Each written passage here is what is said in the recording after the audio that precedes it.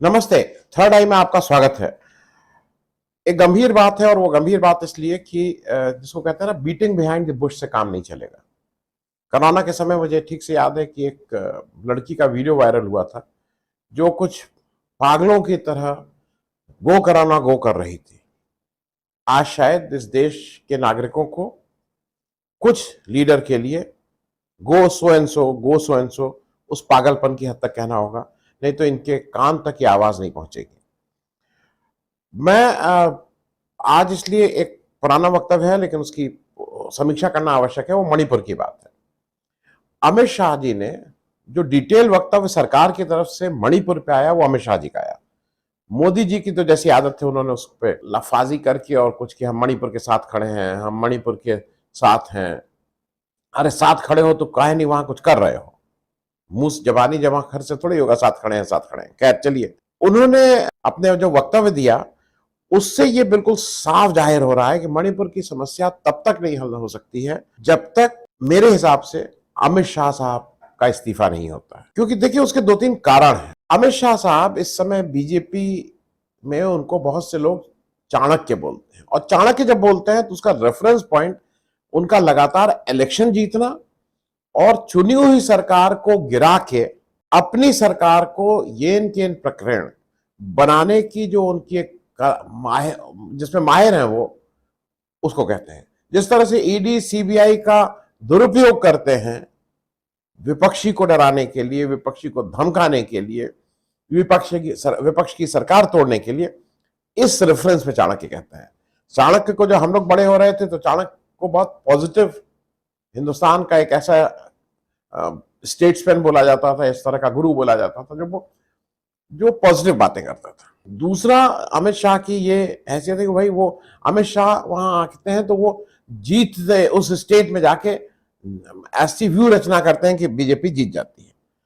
अब एक नया मैंने अभी देखा, क्योंकि ये तो दिया गया होगा एजेंडा, अब एक नया मीडिया में चल रहा है कि he is one of the best parliamentarian, he is improve. आपको वो क्या पार्लियामेंट के वो लगते हैं कि कितने अच्छे पार्लियामेंटेरियन हैं? उनकी किस स्पीच में आपको ऐसा लगा कि उन्होंने कोई ऐसी बात कही हो कि उनका नाम इतिहास में दर्ज हो?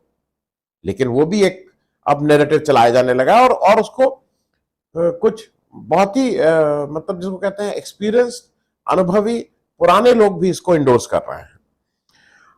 और एक दूसरी चीज मैं इसमें एक और चीज कह दूं कि झूठ बोलने का जो एक बीजेपी के लीडर्स की अपनी एक तरह की वो है, चतुराई है, उसमें मोदी जी के ऊपर तो ये आरोप लगता ही था। अमित शाह भी को भी सब लोग जानते हैं किस तरह का वो बातें करते हैं।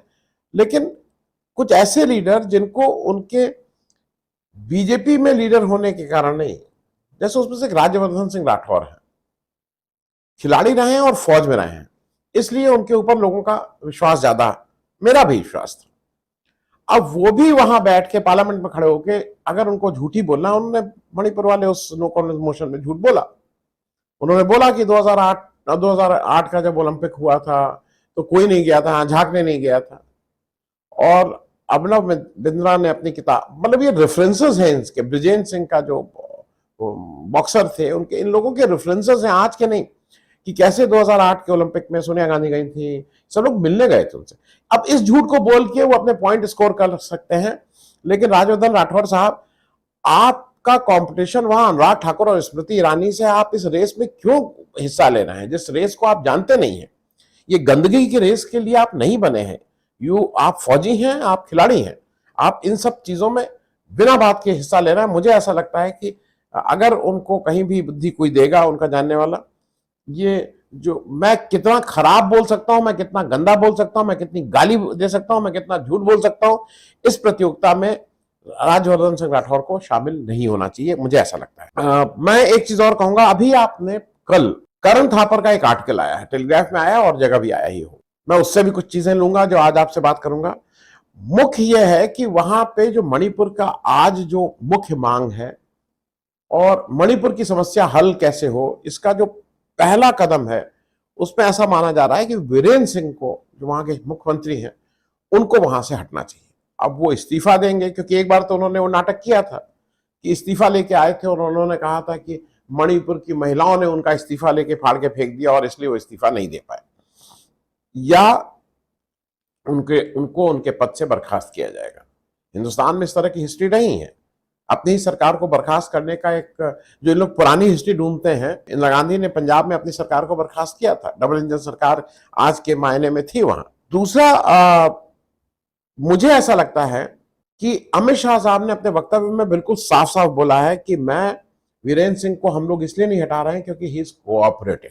तो ये भी वीरेंद्र सिंह के साथ खड़े हैं। और इनके जो ज्यादा अगर आप इनके कार्यकलाप देखें अमित शाह साहब के, ये इंडोर्स नहीं कर रहे हैं वीरेंद्र सिंह के, ये बेसिकली ये चला रहे हैं। और ये किसी को खड़ा होकर बोलना पड़ेगा और देश को भी ये समझना होगा, क्योंकि ये जब ये पार्लियामेंट में बोले थे कि वीरेंद्र सिंह साहब इसलिए कोऑपरेट कर रहे हैं, जो कोऑपरेट करने का कारण था कि उन्होंने अमित शाह के या केंद्र सरकार के या गृह मंत्रालय के कहने से जब चीफ सेक्रेटरी चेंज किया, डीजीपी चेंज किया और एक सिक्योरिटी एडवाइजर सेंटर का वहां गया।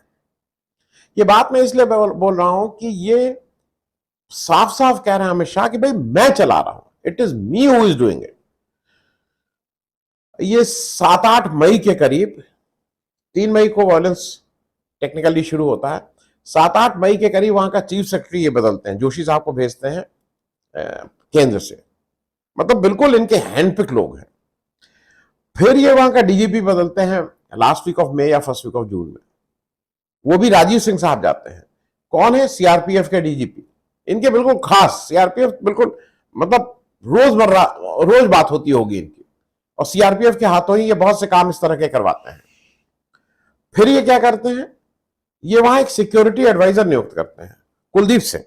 कुलदीप सिंह कौन है? X DG CRPF. ये अपने लोगों को ले जाके पूरी तरह से मणिपुर का एडमिनिस्ट्रेशन चला रहे हैं।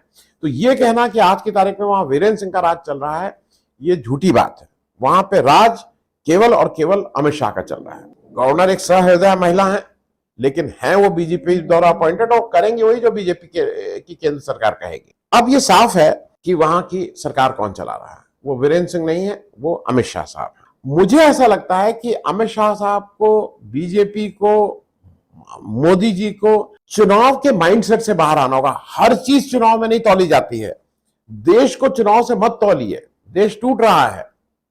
जो राहुल गांधी कह रहा है ना, मणिपुर को आपने 2 हिस्सों में 2 फाड़ कर दिए हैं, उसके 2 हिस्से कर दिए हैं। अब आप क्यों नहीं कर रहे हैं? वो सामने से आपका गणित आपको कह रहा है कि आप इसलिए नहीं कर रहे हैं। क्योंकि वहां पे करीब 16% है और मैतीज वहां पे 53% है। कुकीज प्राइमरली क्रिश्चियंस हैं, मैतीज प्राइमरली हिंदू हैं। यही सब बातें हैं ना आपके मन में। आपको इलेक्टोरली, आपको चुनावी वोटर जब आपको दिखता है ना, आपको नागरिक तो दिख नहीं रहा है, आपको भारतीय तो दिख नहीं रहा है, आपको तो वोटर दिख रहा है।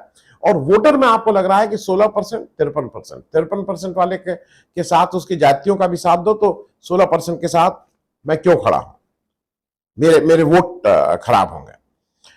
अब एक चीज और कर लीजिए, एक चीज और समझ लीजिए, आप कहीं भी पढ़ लीजिए, आप कहीं भी गूगल कर लीजिए, कुकीज जो मणिपुर के हैं वो 0, एक भी, वो पूरी तरह से वो वीरेंद्र सिंह के ऊपर उनका कोई विश्वास नहीं रह गया है।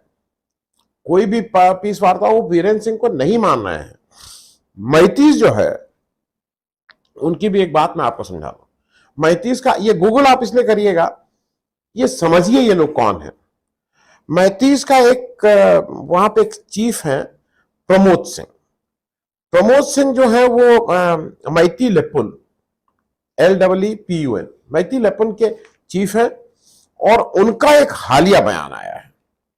उनका जो हालिया बयान था, मैं फिर से आपको बता दूं उन्होंने क्या कहा है, सुन लीजिए। उन्होंने कहा है कि कुकीज मणिपुर में किराएदार की हैसियत से हैं और इनका सफाया होगा। He has specifically said कि cookies are tenants and they will be wiped out। ये मैती लिपुन के जो चीफ है उनका कहना है। दूसरे, वहां एक ऑर्गेनाइजेशन है अरामबाई टेंगोल, मेरा प्रोनाउंसिएशन हो सकता है उच्चारण में को हो, अरामबाई टेंगोल, आप TNGGOL करके गूगल करिए। वो क्या कहती है, ऑर्गेनाइजेशन क्या है, वो एथनिक क्लिंजिंग की बात करती है कि कुकीज को कैसे मार के हटाया जाए। और वो वीरेंद्र सिंह को अपना पेट्रन, मतलब वो मानती है कि वीरेंद्र सिंह और ये दोनों लोग, प्रमोद सिंह और ये दोनों लोगों के पेट्रन की हैसियत से, मार्गदर्शक की हैसियत से वो वीरेंद्र सिंह को मानते हैं। तो ऐसा व्यक्ति जो 35 के इस तरह की बातों को प्रमोट करता हो, वो कैसे मणिपुर में बैठ के निष्पक्ष होकर कोई हल निकालेगा? तो मुझे नहीं लगता है कि वीरेंद्र सिंह के रहते इस तरह की कोई वार्ता हो पाएगी। एक चीज और, मतलब अगर चुनावी दृष्टि से भी देखिए, जो जिसको करण थापर ने भी छुआ है, वहां बीजेपी के 32 एमएलए हैं। 32 एमएलए में मई में जब ये शुरू हुआ, उसमें से 32 में से 7 एमएलए कुकीज हैं। मैं सिर्फ बीजेपी एमएलए की बात, उन 7 ने मई में लिख के दे दिया था कि भाई इनको हटाइए। फिर 8 35 एमएलए ने जून में प्राइम मिनिस्टर के यहां जाके एक मेमोरेंडम सबमिट किया कि साहब आप वीरेंद्र सिंह को हटाइए, इनके रहते हुए कुछ नहीं होगा। तो 32 में से 15 तो आपके एमएलए कह रहे हैं कि वीरेंद्र सिंह को वहां से हटना चाहिए, बाकी ऑपोजिशन के एमएलए को छोड़ दिए, लेकिन आप नहीं हटा रहे हैं क्योंकि आपको तो वोट चाहिए। और मतलब ये सारी चीजें, आपको क्या लगता है कि अगर 40 एमएलए आके दिल्ली में डेरा डाले थे और फिर वो प्राइम मिनिस्टर को एक मेमोरेंडम देना चाहते थे जो प्राइम मिनिस्टर ने नहीं लिया, पीएमओ में उनके ऑफिस ने ले लिया, आपको क्या लगता है कि मणिपुर के जो दोनों एमपीज थे जिनको बोलने नहीं दिया गया, ये बिना अमित शाह की मर्जी के हुआ होगा या बिना बीजेपी के शीर्ष नेतृत्व? भाई अमित शाह मतलब अमित शाह, ये बिना उनकी मर्जी की वो बीजेपी के एमएलए, बीजेपी के जो मिजोरम के एमएलए हैं, बीजेपी के नहीं है, मिजो नेशनल फ्रंट के हैं, लेकिन एनडीए की सहयोगी पार्टी है, उनको नहीं बोलना, उनका माइक ऑफ कर दिया गया। ये किसी के कहने पे ही हो रहा है ना। और वो सारी उंगलियां पॉइंट करती हैं अमित शाह की तरफ। अमित शाह वहां पे ये एक नया और शगुफा लाते हैं, जैसे हरदम ये कहते हैं कि सारा कुछ इस वजह से हो रहा है कि म्यांमार, पुराना बर्मा, म्यांमार में 2021 में जो सत्ता परिवर्तन हुआ उसकी वजह से, क्योंकि हमारा बॉर्डर वहां पे फेंसिंग नहीं है, तो उसकी वजह से बहुत से म्यांमार के लोग, बर्मीज लोग हिंदुस्तान में प्रवेश कर रहे हैं। और उनका कहना है कि उसकी वजह से मणिपुर का डेमोग्राफी बदल रही है जो, और वो जो लोग आए हैं वो करीब 3000 लोग वहां जंगलों में हैं। मैं एक चीज आपको बता दूं, 3000 लोग, ये खुद एडमिटेड, सरकार इनकी फिगर्स हैं, कह रहे हैं कि वो मणिपुर में आए हैं।